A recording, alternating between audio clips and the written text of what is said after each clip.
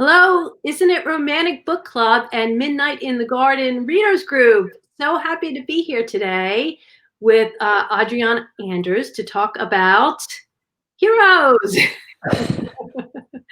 My name is Diana Muñoz Stewart. I write romantic suspense for the strong of heart.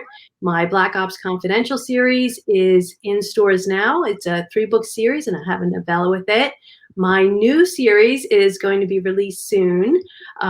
This summer. It's called the Bad Legacy series, and the first book, Broken Promises, is on its way. I'm so excited to reveal this cover. Oh my gosh. So give me about a month and we'll get it to you. So here's Adriana. Say hello. Hi, everybody. I'm Adriana Anders. I write fearless romance, contemporary romance, and romantic suspense. I'm currently writing a series called the Survival Instinct series, which is survival romance. And I've written contemporary, and I've got a few sexier little things coming out in the next few months. So, and you just had something released, Whiteout, right? Yes. So Whiteout, the first book in the Survival Instinct series, just came out in January, February, and it's been doing great. It's been so much fun seeing what readers are saying, and people's reactions are just wild. So it's been awesome. I love that book. I loved it, and I thought it was super fast paced. And the male lead, Ford, right?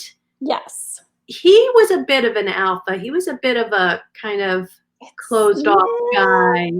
Yeah, it's funny. He is definitely the strong and silent type. Although you kind of get the feeling that it's maybe not by choice. It's sort of how he's compelled to be. Right.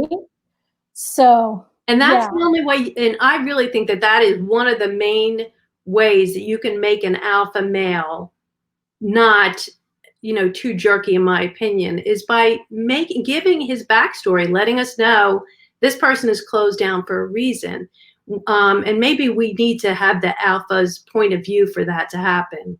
That's true. Yeah, because I've read books before where you really don't know why this guy is being such a jerk until he reveals it to, the female lead. And long before that, I've labeled him a jerk and I want nothing to do with him. Well, what I love is, okay, so we've just jumped right into this talk about alphas, haven't we? Yeah, we've gone there. So what I didn't mention is that Diana and I are friends, and I live in France, which is why we're having this at this weird time, right? And I just wanted to say cheers to everyone, because I'm having my little, it's 5 o'clock on Friday, and I'm having my little glass of vino. But we're talking about alphas today, right? That's our... the mysterious alpha male. I know, I should have mentioned that. See, I've got so interested in our conversation. I forgot this is our first international live stream that we've ever done. I know, I'm super jealous that you can drink wine. I just had coffee. I don't think it'd be a little weird.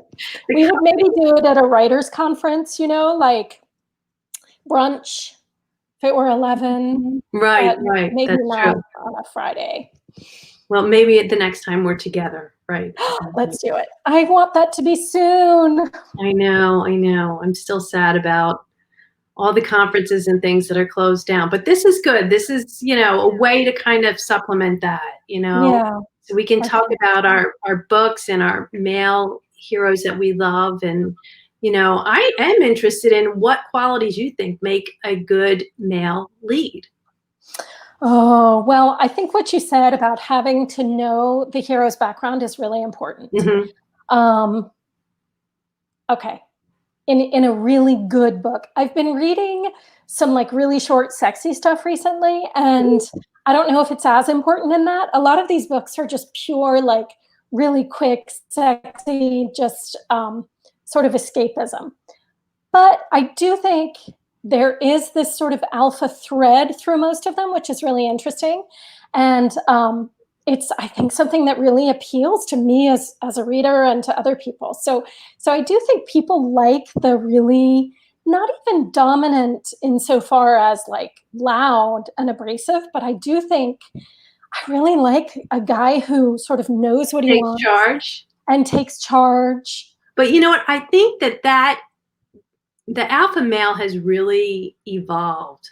I don't think he's the same kind of, dominant, not just take charge, but kind of silent, brooding man that he used to be. I think it has added, he's added dimensions. And I think this because of reading, but also because of conversations I've had, even the question I asked readers, can an alpha male be funny? And a bunch of people were like, yeah, sure, of course he can be funny. And that kind of blew me away because I think of them as just kind of, moody and not humorous in the slightest bit. So I was thinking about this because I knew we were going to talk about it. And I was thinking, like, how would I populate my like alpha male dream team or like fantasy football or like, if it was like a boy band or something, the Spice Males, Yeah. And I thought about these different books that I love by authors who've put together these really incredible quote alpha males. And I realized that they're not cookie cutters. So you're definitely, I think you're right about that. And I think, going back to the beginning, we had like, maybe not quite the beginning, but Julie Garwood. I don't know if you ever read any of her books, but I used to read her back in the day with like The Wedding and the Bride, super, super alpha, super bossy, way over the top. Right. And I was thinking, they're kind of like the bossy, but they're kind of puzzled. They're like the puzzled alpha. They're like the guy who's like, why is she? Give them the benefit of the doubt, right? In those. Yeah, well, I don't think that works anymore. And now we're like, we're not waiting for you to be nice.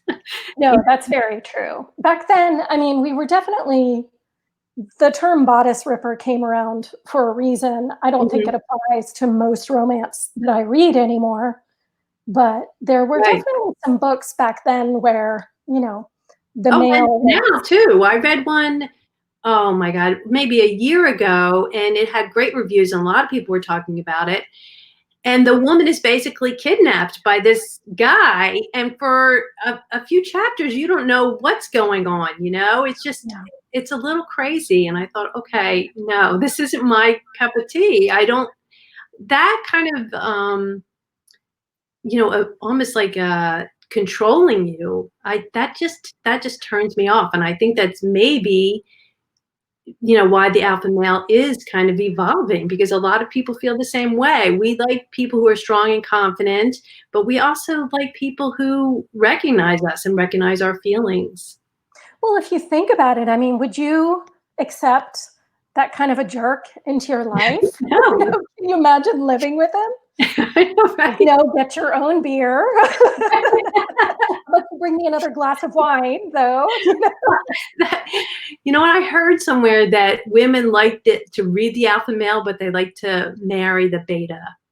Someone who is handy and kind, and Yeah, I mean, it's true that a lot of the heroes that I write are kind of a beta alpha mix. I mean, I don't even necessarily know if I would call most of my heroes alphas. I feel like they're loners, so maybe they're kind of the lone wolf, but they tend to be more just reserved, maybe detached from the world. I don't mean to write them this way, but most of them like to work with their hands. And so I end up writing this, not always, but often. The hero in the book I'm working on right now, I call him, he is the most ethically and morally strong hero I've ever written. And everything he has done, he's literally destroyed his life for the sake of something that he believes in. And I mean, I don't know if there's anything more alpha than that. Yeah. Well, and I think that kind of moral center is something that we definitely need in our heroes. So in the first book of my Black Ops Confidential series, Sandesh, the hero, is ex-special forces, but he went through, some trauma during war, which really made him want to help the world. And he starts, a charity. And that's how he meets the female lead, who is using that charity to kill people. So it's so you can so that's where the tagline comes from. He's done with war. She's just getting started. But yeah, I like that depth. It's someone who is strong, but also it can be sensitive, and maybe that's where we're headed with this. Maybe we're headed to a more combination, a spreading out of the alpha male, or maybe people still want to read. Some people still want to read the guy who throws you over his shoulder and I mean, I'm not going to say that there isn't a place for that. I think the good thing about romance is that we are writing books, and we can provide fantasy, and we can also provide a perspective onto real life, or what love could look like in an ideal world. There's so many amazing things we can do, but there's definitely a corner of romance reserved for the bossy, kidnapping, whatever alpha male. The thing that bothers me about that is, what are we teaching women to expect if we put that in our books? Like, what do women then expect? Will they always have to make allowances for this person's broodiness and this person's controllingness? I mean, that is the kind of thing that really bothers me, because I don't want to put that out into the world. I don't want my daughters to expect that from their husbands or their boyfriends or future husbands. I mean, I want my male leads to kind of reflect, my own values that I want to put out into the world. I don't want that man who is going to treat a woman like property, although that seems to be, some people do appreciate that. I think that's the thing. I tend to write books. My books involve consent. I don't ever write a hero who I wouldn't want to, maybe have gone out with at some point in my life. Yeah.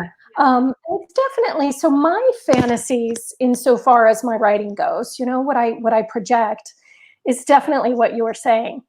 But I definitely, at the same time, I really like the idea that there's a safe place for readers who, who maybe have some kinks, and who maybe have a kidnapping fantasy, and maybe that's what really excites them and makes them feel things that they don't get to feel in their everyday life. And so, a good content warning is worth $1 million or whatever. Being able to read something safely and be in your happy place, and know when my daughter can read romance, I probably wouldn't send her towards those. I'd probably send her towards Right. But I appreciate the fact that, I'm okay with reading the occasional daddy kink book. I feel comfortable about that, and I know what it's going to entail. You had a list of dream team authors that. So I do. So anyway, first of all, I went back to Julie Garwood because it was old school. But then there's Kara McKenna, who's not really writing so much romance anymore, unfortunately, who wrote a lot of very sexy contemporary and erotic romance. She wrote a book called Willing Victim that was a very kinky, but really, really, I think, kind of groundbreaking book at the time. And the hero in that book, consent. So it shows. So maybe the difference is that it shows consent. 100%. Yeah. I mean, it was just pure consent, spoken, shown on the page from the very beginning of the book. It's a wild book. But the hero is, to me, just such an alpha male. He understands that he has this weird way of thinking and this weird kink, and it's what he likes, and he knows what it is, but he would never hurt anybody. And the first scene in the book, he intervenes with a guy yelling at his girlfriend. Oh, okay. And right off the bat, this is a good guy. Other books, let me see, what do I have? Oh, I kind of veered toward the sexy. I didn't actually do that on purpose. Oh, well, we did talk about Jack Reacher the Lee Child, Jack Reacher book. Yes, yes, that's right. He is a perfect lone wolf to me. He is just forging ahead. He's a nomad. He doesn't settle any place. No attachments.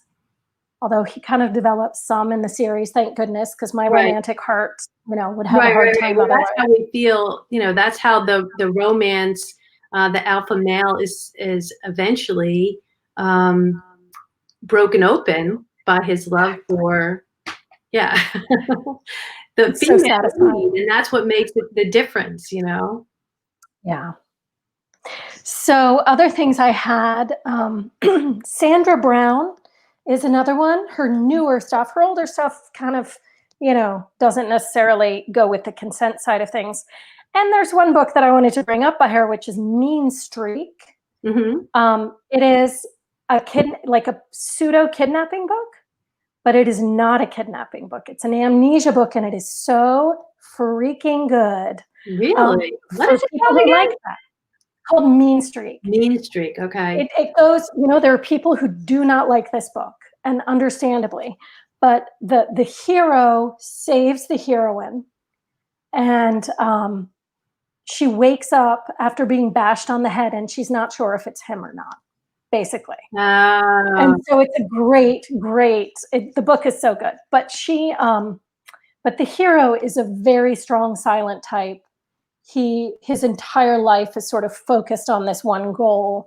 And that seems to me as to be a very alpha thing, to have this like supreme focus, for the betterment of mankind or humankind or the earth or whatever.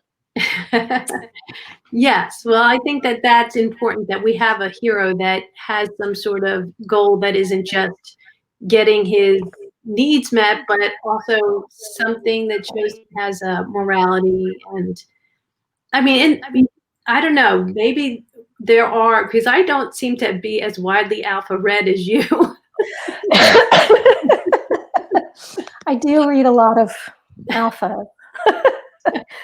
Well, you don't another write one. them, you write across, so that's interesting. Yeah.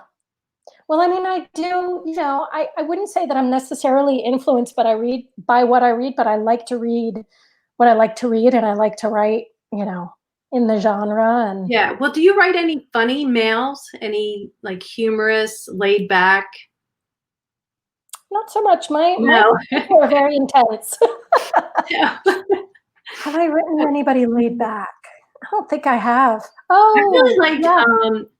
Max in The Worst Best Man by Mia Sosa. Yeah. I just thought that he was a funny character. Still a little intense. Still had this goal that he was going for, but he was humorous, and I love that. In my second book, the male lead is very laid back. Still has his goals. He's trying to uncover the vigilante family's secrets, and he's undercover. He's an FBI agent, but he's funny and laid back, and I just like that kind of, humorous character. I like it too. I don't know that I can actually think. I mean, yeah, laid back is not something that I read that much of, weirdly. Well, that is so cool to me. Yeah. Well, I mean, it just goes to show you that there are so many different, tastes when it comes to these leads, and what one person thinks of as an alpha isn't what someone else thinks of as an alpha, because I think of the alpha as someone who's very closed off and very serious, but there are a lot of people who think that it's more a combination, so that he can be gentle too, and he can also be the kind of person who rushes in and saves a woman. So well, I was thinking, Susan Elizabeth Phillips. She writes some funny, kind of in the lazy alpha, like you think he's lazy on the outside, but you realize that inside it's like this core of steel. So maybe the sense laid of back, you mean, or? Well, it kind of appears to be, but is not, in fact, laid back at all. Oh, okay. There's some football player. characters, and I can't remember who it was. There's this one guy, a football player who wears a hat. Have you read her books? No. Oh, Susan Elizabeth Phillips. She is so good at characterization, just on point. And you know who wrote some great ones was Kennedy Ryan. Oh, yeah. Her Hoop series. Oh my, I love Jared. her Hoop series. I thought that was fantastic. And Alpha, you know. And she does it, but she is very conscious of consent, and she's very conscious of presenting the woman as someone who is not going to be bullied, as someone who stands in their own right. So maybe the answer to the question of the alpha male is, how does the woman appear? Is the woman, you know, strong enough to stand up to this guy? You know, maybe that's the question we should be looking at. You know, does she just acquiesce, or is she strong and someone who knows what she wants?